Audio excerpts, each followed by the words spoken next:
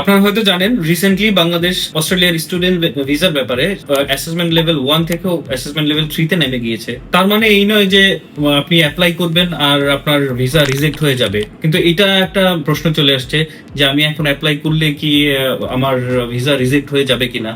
তো আমি আপনাদেরকে আশ্বস্ত করতে চাচ্ছি ব্যাপারটা এরকম না। বাংলাদেশ আগেও অ্যাসেসমেন্ট লেভেল 3 তে ছিল, কিন্তু মাঝখানে আমরা নভেম্বরের দিকে অ্যাসেসমেন্ট লেভেল 1 এ আসছি, আবার অ্যাসেসমেন্ট লেভেল 3 তে এখন নেমে গিয়েছি। এটার কিছু রিজন আছে। সেটা রিজনটা হচ্ছে আপনি যখন আপনার কোর্স কারিকুলাম চুজ করবেন বা আপনার প্রিভিয়াস স্টাডির সাথে বর্তমান স্টাডির যখন কোর্স চুজ করবেন সেটা রিলেটেবল থাকা লাগবে। আর অস্ট্রেলিয়ার ব্যাপারে একটা খুবই ইম্পর্টেন্ট জিনিস, সেটা হচ্ছে আপনার ডকুমেন্টেশন বা ফাইন্যান্সিয়াল ডকুমেন্ট যেটা, সেটা খুবই স্ট্রংলি দেখাতে হবে।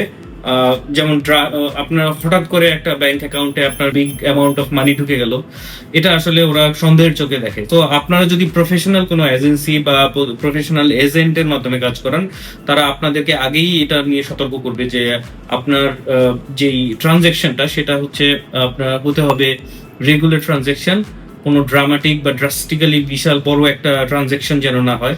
আরো কিছু ব্যাপার আছে, আপনার ডকুমেন্টেশন থেকে শুরু করে সব ব্যাপারেই এখন আপনাকে আরো বেশি সতর্ক থাকতে হবে।